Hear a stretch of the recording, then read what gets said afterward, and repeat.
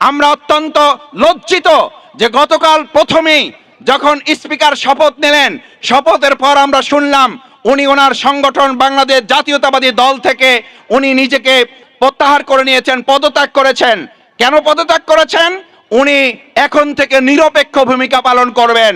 আমরা জানতে চাই, তাহলে রাষ্ট্রপতির ভাষণের সময় যখন এসেছে, বিরোধী দলীয় সমস্ত এমপিরা দাঁড়িয়ে যখন বলল আমাদের বিরোধী দলীয় নেতাকে আগে কথা বলতে দিতে হবে এই ব্যাপারে, তারপরে রাষ্ট্রপতির ভাষণ হবে না হবে সে ব্যাপারে সিদ্ধান্ত হবে কিংবা সে ব্যাপারে পদক্ষেপ গ্রহণ করবেন।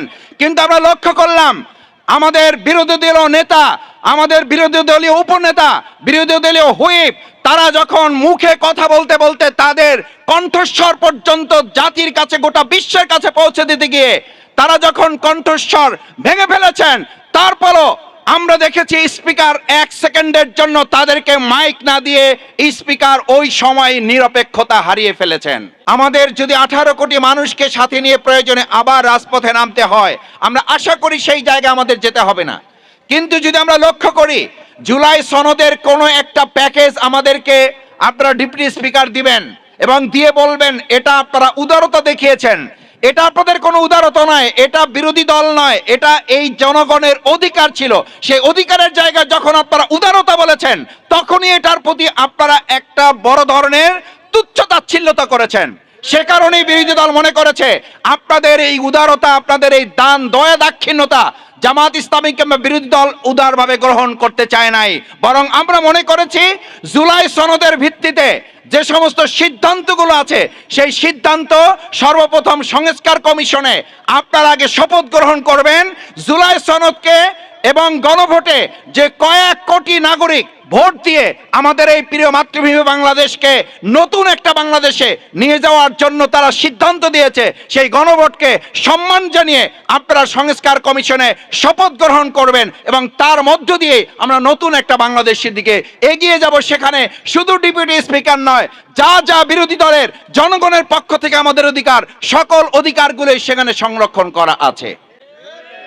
আমরা আশা করি ভবিষ্যতে স্পিকার যেই কার্যক্রম, যে শপথ গ্রহণ করেছেন, সেই শপথ গ্রহণ করার মধ্য দিয়ে আপনি ভবিষ্যতে এটা খেয়াল রাখবেন যে বিরোধী দল শুধুমাত্র 77 জন অথবা বাংলাদেশ জামাত ইসলামী 68 জন জনপ্রতিনিধি এখানে আছে এটা ভাববেন না, বরং মনে রাখতে হবে এই বিরোধী দলের সাথে জুলাই স্পিরিট, এই বিরোধী দলের সাথে 24-এর গণ অভ্যুত্থান, এই বিরোধী দলের সাথে 47, এই বিরোধী দলের সাথে 52, এই বিরোধী দলের সাথে 71, এই বিরোধী দলের সাথে 90-এর স্বৈরাচারী বিরোধী আন্দোলনের প্রত্যেকটা চেতনার সম্পৃক্ততায় বিরোধী দলের সাথে আছে। গতকালকে আপনারা দেখেছেন জাতীয় সংসদের প্রথম অধিবেশন অনুষ্ঠিত হয়েছে।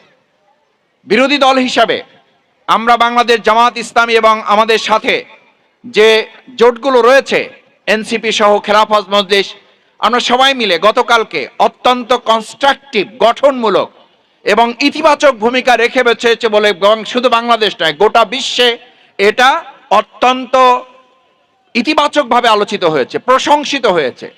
কেন হয়েছে? এজন্য হয়েছে যে আমরা একই সাথে তাদেরকে ধন্যবাদ জানিয়েছি, তাদের প্রস্তাবকে সমর্থন জানিয়েছি, আবার একই সাথে আমরা আওয়ামী লীগের সেই সময়ের খুনি ফ্যাসিস্টের দোসর রাষ্ট্রপতি যখন বক্তব্য দিবে, এটা এই মহান জাতীয় সংসদের অধিবেশনের সাথে সাংঘর্ষিক হওয়ার কারণে আমরা প্রতিবাদ জানানো শুধু না, আমরা ওয়াকআউট করেছি। আমরা ওয়াকআউট করে এটা দেশবাসীকে জানিয়েছি জুলাই সনদের সাথে, শহীদদের সাথে, আহত পঙ্গুত্ব বরণকারী ভাইদের সাথে এটা সাংঘর্ষিক শুধু না, বিশ্বাসঘাতকতা শুধু না, এই জুলাই সনদকে অস্বীকার করা শামিল। সেজন্য সম্মানিত এলাকাবাসী, আমরা দেশ গঠনে, মানবিক রাষ্ট্র বিনির্মাণে বাংলাদেশ জামাত ইসলামী এই কার্যক্রমগুলো পরিচালনা করে আসবে। দেখেন, বাংলাদেশ জামাত ইসলামী সংসদ অধিবেশন শেষ করে আমাদের অত্যন্ত শ্রদ্ধাভাজন জাতীয় সংসদ সদস্য যিনি অংশগ্রহণ করতে পারেন না অসুস্থতার কারণে, আমিরে জামাত ডক্টর শফিকুর রহমান, মানবিক নেতা, মাননীয় বিরোধী দলীয় নেতা, তিনি সংসদ থেকে সরাসরি জনাব মির্জা আব্বাস এমপি তাকে দেখার জন্য হাসপাতালে চলে গিয়েছেন। আমরা বলছি তর্কের খাতিরে তর্ক করে সংসদকে উত্তপ্ত করার কোনো প্রয়োজন বিরোধী দল মনে করে না, বরং যৌক্তিক কারণে যদি প্রয়োজন হয় তাহলে আমরা শুধু সংসদে না, আমরা সংসদে থাকব, আমরা সংসদের বাইরে রাজপথে থাকব। যদি শেষ পর্যন্ত প্রয়োজন হয় তাহলে আইন অঙ্গনে আদালতেও আমরা জনগণের স্বার্থ সংরক্ষণের জন্য প্রয়োজনে আমরা সেখানেও পদক্ষেপ গ্রহণ করব। এবং আমিরে জামাত মাননীয় বিরোধী দলীয় নেতা ডেপুটি লিডার তিনি সহ যারা আছেন, আমাদের বিরোধী দলীয় মাননীয় হুইপ সহ আমরা এক কথায় বলেছি, আমাদের যদি 18 কোটি মানুষকে সাথে নিয়ে প্রয়োজনে আবার রাজপথে নামতে হয়, আমরা আশা করি সেই জায়গায় আমাদের যেতে হবে না। কিন্তু যদি আমরা লক্ষ্য করি জুলাই সনদের কোনো একটা প্যাকেজ আমাদেরকে আপনারা ডেপুটি স্পিকার দিবেন এবং দিয়ে বলবেন এটা আপনারা উদারতা দেখিয়েছেন, এটা আপনাদের কোনো উদারতা নয়, এটা বিরোধী দল নয়, এটা এই জনগণের অধিকার ছিল, সেই অধিকারের জায়গায় যখন আপনারা উদারতা বলেছেন তখনই এটার প্রতি আপনারা একটা বড় ধরনের তুচ্ছ-তাচ্ছিল্যতা করেছেন।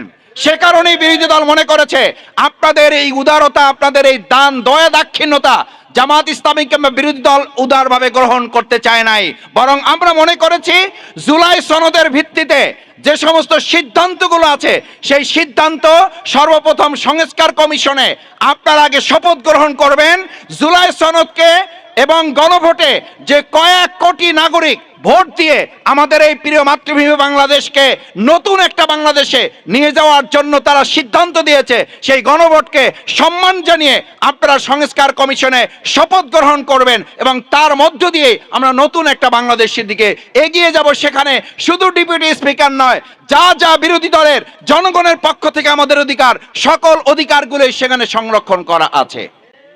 সম্মানিত আমার ভাই এবং বোনেরা, আজকে আপনাদের অধিকার শুধুমাত্র এই ফুড প্যাকেট নয়, আপনাদের অধিকার হচ্ছে জুলাই সনদে আমাদের কৃষক, শ্রমিক, জনতা, মজুর, রিকশাওয়ালা তারা জীবন দিয়েছে। সুতরাং আজকে এখানে যারা এসেছেন এটা আপনাদের প্রতি কোনো অনুগ্রহ নয়, এটা আপনাদের প্রতি কোনো দয়া নয়, এটা আপনাদের প্রতি কোনো মমতা নয়, বরং এটা আপনাদের অধিকার। এই অধিকার বাংলাদেশ জামাত ইসলামী সরকারে নেই, তারপরও বিরোধী দলের থেকেও আমরা আমাদের কার্যক্রমগুলো অতীতেও যেমন পরিচালনা করেছি এখনো পরিচালনা করছি। আল্লাহ যদি চান ভবিষ্যতে ইনশাআল্লাহ আমরা রাষ্ট্র ক্ষমতার পরিচালনার সুযোগ পেলে আরো কয়েক গুণ শক্তি নিয়ে আমরা এই সমস্ত কার্যক্রমগুলো, মানবিক কার্যক্রমগুলো, সমাজ কল্যাণমূলক কার্যক্রমগুলো নিয়ে আপনাদের পাশে আমরা হাজির হব ইনশাআল্লাহ। আমরা মনে করি সেই মানবিক রাষ্ট্র বিনির্মাণের কাজ সরকারের থেকেও করা যায়, বিরোধী দলে থেকেও করা যায়। সেই কাজ এমপি হয়েও করা যায়, ওয়ার্ড কাউন্সিলর মেম্বার মেয়র হয়েও করা যায়, সাধারণ একজন মানুষ হয়েও করা যায়। বাংলাদেশ জামাত ইসলামী আজকে বিরোধী দল হিসাবে, আমি শফিকুল ইসলাম মাসুদ জাতীয় সংসদ সদস্য হিসাবে এখানে হঠাৎ করে আপনাদের মাঝে এসেছি ব্যাপারটা কিন্তু তা নয়। এই কাজ আমরা বিগত 22 বছর, আমি অন্তত ঢাকাতে বিগত 22 বছর এই কার্যক্রম সাধারণ একজন ঢাকাবাসী হিসাবে, দেশের একজন নাগরিক হিসাবে এই কাজ আমরা পরিচালনা করেছি। কেন? দ্বিতীয় গুরুত্বপূর্ণ হচ্ছে এই কারণে যে জামাত ইসলামের 4 দফা কর্মসূচির এটা একটা কর্মসূচি, অর্থাৎ আমাদের 4 দফা কাজ, জামাতের মূল কাজ যেটি, সেই কাজের এটা একটা কাজ, সমাজ সংস্কার এবং সমাজ রাষ্ট্র সংশোধনে মানুষের পাশে থেকে কাজ করা। আমি অনেক সময় বলি কেউ কেউ 31 দফা কার্যক্রম ঘোষণা করেন, আর আমরা বলেছি আমরা আমাদের সংগঠন পরিচালনার শুরু থেকে, আমাদের সংগঠন প্রতিষ্ঠাকাল থেকেই এই রাষ্ট্র সংস্কার এবং সংশোধনের কার্যক্রমে আমরা নিজেরা নিজেদেরকে সম্পৃক্ত রেখেছি। আজকে বাংলাদেশ জামাত ইসলামী বিরোধী দল, আজকে বাংলাদেশ জামাত ইসলামী 68 জন সংসদ সদস্য, বিরোধী দলে আমাদের আরো সংসদ সদস্য রয়েছেন। এই যে আমাদের সংসদ সদস্য রয়েছেন, আমরা সবাই মিলে একটা মানবিক রাষ্ট্র গঠনের অংশ হিসাবেই কিন্তু আজকে এই কাজ করছি। আমরা বলছি না যে আমরা বিরোধী দল সুতরাং আমরা এই কাজ আর করবো না। আমরা যদি বিরোধী দল নাও হতাম, আমরা যদি এমপি নাও হতাম, তাহলে আমরা এই কাজগুলো পরিচালনা করতাম এবং এই কাজগুলো ভবিষ্যতে আপনাদের প্রিয় নেতা এই এলাকার ইঞ্জিনিয়ার আব্দুল হাকিম খান, উনি আপনাদের দোয়া সমর্থনের জন্য চেষ্টা করছেন। যদি আপনারা ওনাকে নির্বাচিত করেন তাও এই কাজগুলো চলবে, আরো বৃহৎ পরিসরে চলবে। আর যদি আপনারা মনে করেন যে না ওনার চেয়ে কোনো যোগ্য লোক এই এলাকায় আছে কাউন্সিলর হওয়ার মতো, তাহলে তাকে সাথে নিয়ে আমরা আমাদের এই কাজগুলো পরিচালনা করব। দেখেন এই কাজগুলো আজকে করার কথা সরকারের, কিন্তু করছি আমরা। ঈদ উপহার বিতরণ দেওয়া হচ্ছে, ইমামদের সম্মানী দেওয়া হচ্ছে, ফ্যামিলি কার্ড দেওয়া হচ্ছে, কিন্তু সেই কার্ডেই আমরা আবার লক্ষ্য করছি যে একই সাথে ফ্যামিলিগুলোকে আমাদের কোথাও কোথাও অন্যায়ভাবে হত্যা হচ্ছে, লোকদেরকে খুন হচ্ছে। সুতরাং সেই জায়গায় আমরা মনে করি পরিষ্কার একটা মানবিক রাষ্ট্র বিনির্মাণে মানুষের হাতে উপহার সামগ্রী পৌঁছানোটা যত গুরুত্বপূর্ণ, মানুষের সম্মান মর্যাদা তাদের জীবনের নিরাপত্তা নিশ্চিত করাটা তার চেয়ে গুরুত্বপূর্ণ। সম্মানিত ভাই এবং বন্ধুগণ, সবশেষ আপনাদের অনুরোধ করতে চাই, আসুন আগামী দিনের মানবিক বাংলাদেশ বিনির্মাণে আমরা প্রত্যেকে পাশে দাঁড়াবো। বাংলাদেশ জামাত ইসলামীর আমিরে জামাত, সাবেক আমিরে জামাত মন্ত্রী জনাব মাওলানা মতিউর রহমান নিজামী, আলী হাসান মোহাম্মদ মুজাহিদ সহ ওনারা এই কাজগুলো পরিচালনা করেছেন। বর্তমান আমিরে জামাত জনাব ডাক্তার শফিকুর রহমান একটা মানবিক বাংলাদেশ বিনির্মাণের জন্য কাজ করছেন। আমরা অত্যন্ত লজ্জিত যে গতকাল প্রথমেই যখন স্পিকার শপথ নিলেন, শপথের পর আমরা শুনলাম উনি ওনার সংগঠন বাংলাদেশ জাতীয়তাবাদী দল থেকে উনি নিজেকে প্রত্যাহার করে নিয়েছেন, পদত্যাগ করেছেন। কেন পদত্যাগ করেছেন? উনি এখন থেকে নিরপেক্ষ ভূমিকা পালন করবেন। আমরা জানতে চাই, তাহলে রাষ্ট্রপতির ভাষণের সময় যখন এসেছে বিরোধী দলীয় সমস্ত এমপিরা দাঁড়িয়ে যখন বলল আমাদের বিরোধী দলীয় নেতাকে আগে কথা বলতে দিতে হবে এই ব্যাপারে, তারপরে রাষ্ট্রপতির ভাষণ হবে না হবে সে ব্যাপারে সিদ্ধান্ত হবে কিংবা সে ব্যাপারে পদক্ষেপ গ্রহণ করবেন।